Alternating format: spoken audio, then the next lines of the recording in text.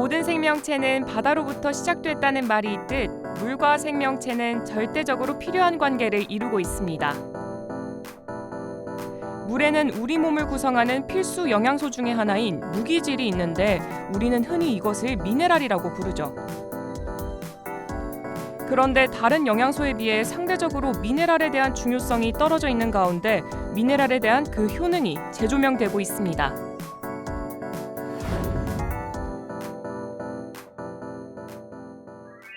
네, 안녕하세요. 리포터 오은비입니다.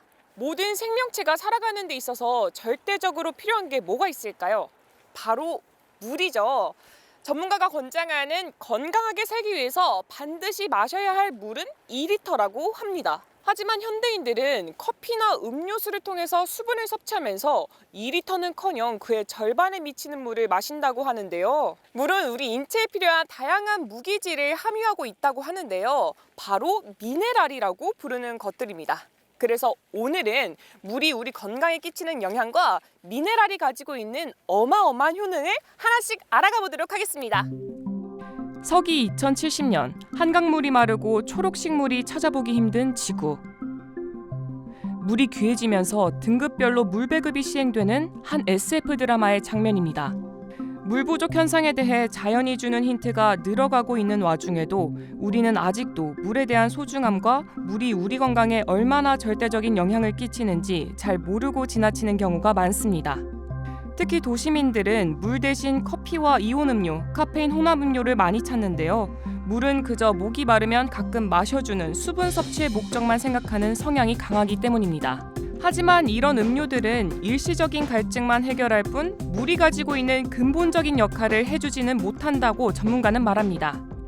지금 그 커피와 차를 보면 대부분 이뇨작용을 가지고 있습니다. 수분을 몸속에서 빼내는 작용을 하는데 그렇게 장기적으로 복용을 하게 되면 체내에 있는 수분이 아무래도 줄어드는 현상이 생겨서 탈수가 된다든지 또는 장기적으로 볼 때는 질병으로 일어날 가능성이 있지 않나 이제 그렇게 생각을 해서 조금 더 균형 있게 수분을 좀 섭취하는 게 좋겠다 이런 생각을 했고요. 제 생각에는 미네랄, 무기물질이 많이 들어있는 음료수를 마시는 것을 권장하고 싶은데요.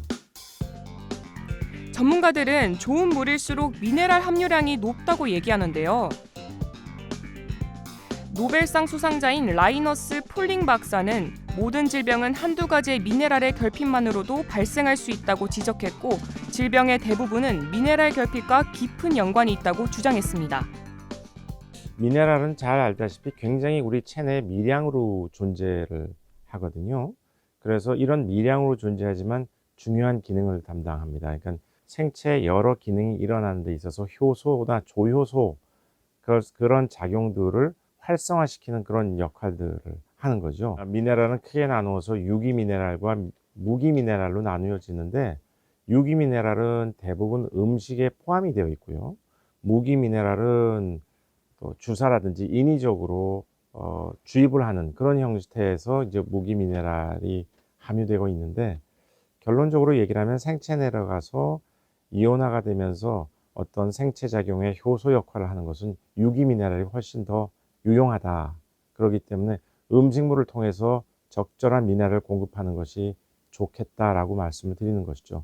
그런 음식물 중에는 음료수도 포함된다고 얘기를 드릴 수 있는 거고. 내 몸에 맞는 물을 찾는 것. 시중에 이러한 소비 관심이 생기면서 최근 몇 년 사이 생수 시장은 점점 커져가고 있는데요. 미네랄 함량부터 맛과 성질, 그리고 환경을 생각한 무라벨 생수 등 다양한 제품을 선보이고 있습니다. 이렇게 물에 대한 취재를 이어나가던 중 최근 마시는 물을 바꾸고 실제로 건강에 큰 변화가 생겼다고 주장하는 사람들의 제보를 받았습니다.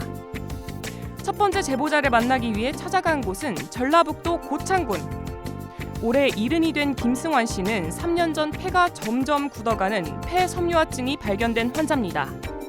그 병은 약이 없으니까 우리도 이제 약이 없다라고 하니까 우리가 방법이 없죠. 오늘 손 다 놔버렸지. 이게 죽는다는 식으로 이제 마음을 먹고 댕겼는데 1년이란 시한부가 훨씬 지난 지금 평범한 나날들을 계속 보내고 있다는데요. 매일 물 그래 그러니까 수시로 마셔요. 자주는 물은 먹어. 그냥 물 먹고 나서는 이제 19년대 갔을 때하고 지금 갔을 때하고 똑같대요. 더 전진 그것만 해도 감사하고 전진만 안 된다는 게 나는 거죠. 이어서 또 다른 제보자를 만나기 위해 광주광역시로 향했습니다. 인근 카페에서 만난 이옥자 씨와 김용구 씨. 건강 검진을 받아가지고 네. 폐렴이라고 해서 병원에 입원을 했었어요.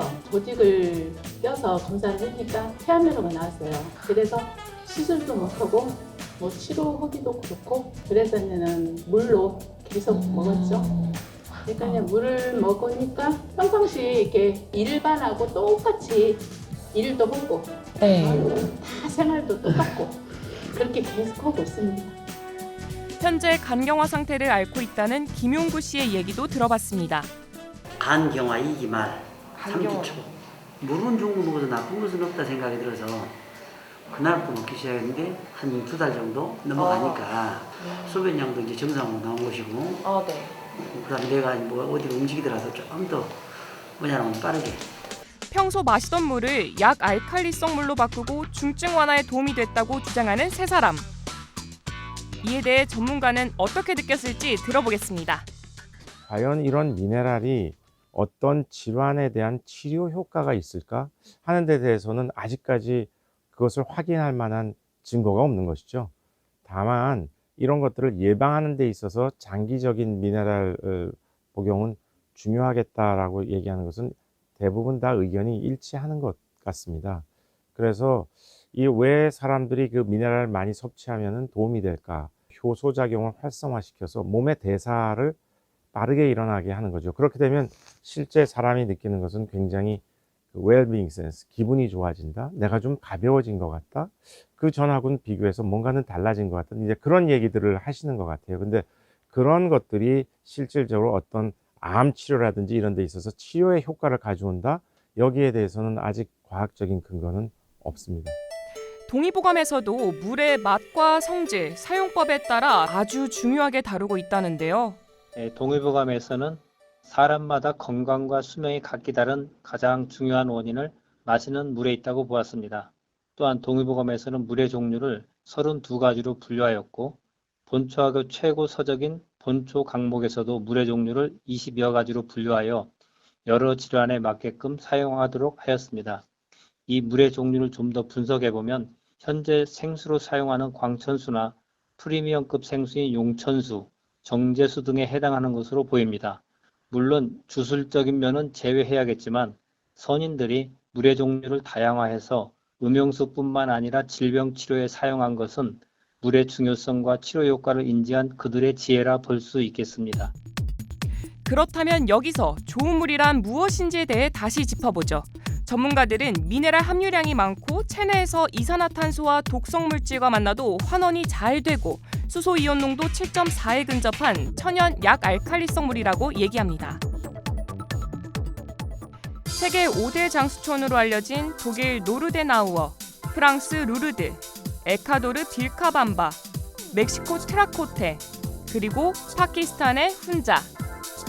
이 지역 사람들의 평균 수명은 100세 이상으로 5개 도시 모두 수소 이온 농도 7.4에 근접한 천연 약 알칼리성 물을 생산하는 장소로 유명하죠.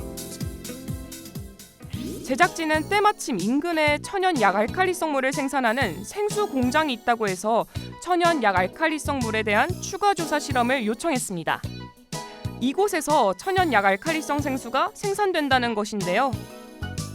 천연 미네랄은 거르지 않고 유해 물질만 깨끗하게 정화해서 추출하는 천연 약 알칼리성 물. 사람이 먹는 물인 만큼 전 과정 대부분이 자동화가 되어 위생과 효율성을 챙긴 것이 특징이라고 합니다. 자, 본격적으로 이 물이 정말 미네랄이 풍부한 약 알칼리성 물이라는 걸 어떻게 믿을 수 있을지 실험해보기로 했습니다. 실험은 간단하면서도 체내에서 일어나는 변화를 여러 차례 육안으로 확인할 수 있도록 다양한 방법으로 준비했다는데요. 그렇다면 미네랄이 많다는 것은 혹시 육안으로 확인이 가능할까요? 아, 그럼요. 전기에 불이 들어오는 걸 보고 이만큼 있다라고 보시면 되는데 불 밝기를 보시면 확인 가능하실 거예요. 그럼 밝을수록 미네랄이 많다는 뜻인 많다라고 거죠? 보시면 됩니다. 네. 네. 보신 것처럼 불은 들어오지 않습니다. 비워터 같은 경우는 지금 불이 들어온 게 보이시죠? 네. 보이시죠? 네. 그리고 이거는 안 들어오네요. 자, 그리고 불 밝기가 다른 게 보이시죠? 지금 보신 것처럼 미네랄이 풍부하면 전구에 불이 들어오는 걸 육안으로 제가 확인해 드렸고요. 네. 이것보다 더 중요한 게 있습니다. 더 중요한 네. 게 어떤 거죠? 그러면 이거는 BTB 지시약인데요. 알칼리성인지 산성인지를 나타내는 표준 시약입니다. 제가 15방울 정도 떨어뜨려 볼게요. 중성 7.0을 기준해서 약산성, 산성으로 가고요. 약알칼리, 알칼리성으로 가는데 지금 현재 5개의 물을 보시면 이 2개의 물은 약알칼리성을 좀 띠고 있는 것 같고요. 이 물은 완전 산성처럼 보이네요. 그리고 수돗물도 마찬가지 약간 중성에 좀 비준하는데요. 이 물을 먹었을 때 이 물이 그대로 약알칼리성을 유지하고 있는지를 한번 보겠습니다.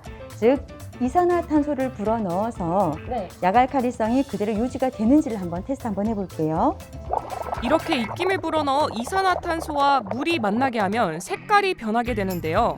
5개의 물 중 3개가 산성에 가까운 노란색으로 바뀌고 하나는 중성, 하나는 여전히 알칼리성을 띠고 있는 게 확인됐습니다.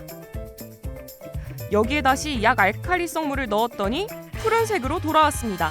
참 신기하죠? 좋은 물일수록 입자가 작고 활발하게 움직인다는데요.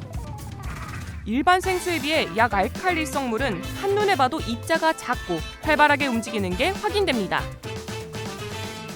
이렇게 물속의 미네랄이 우리 몸에서 어떻게 환원되고 반응하는지 육안으로 확인하고 나니 더욱 좋은 물을 많이 마셔야겠다는 생각이 들었습니다.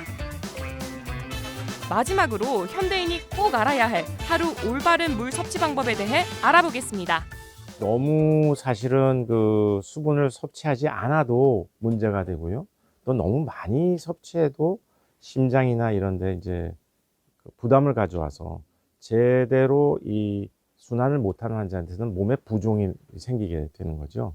그러니까 적절한 양이 좋은데 그 적절한 양이 얼마일까 하는 것은 하루에 섭취량이 대개 한 1.5에서 2리터 정도를 권장하고 있습니다. 그래서 이 정도 내에서 자기의 신장 기능이나 몸의 대사, 배설 기능이 정상이라고 하면 충분하지 않을까 하는 생각이 하는데 그건 사실은 조금씩 개인마다 차이가 있을 수는 있겠죠. 네, 자 이렇게 물에 대해 취재를 하게 되면서 광주광역시까지 오게 됐습니다. 저는 평소에 건강에 대해서 굉장히 관심이 많다고 생각을 했는데 정작 가장 중요한 물에 대해서는 잘 모르고 있던 게 현실이었습니다. 특히 커피나 음료는 절대로 물을 대체할 수 없다는 점 여러분들도 꼭 아셔야 되는 부분이고요. 어찌됐든 간에 건강에 굉장히 좋은 우리의 물, 그래도 미네랄이 풍부한 물이면은 더욱더 우리 건강에 도움을 줄 수 있지 않을까 하는 생각이 드는 하루였습니다. 네, 지금까지 리포터 오은비였습니다.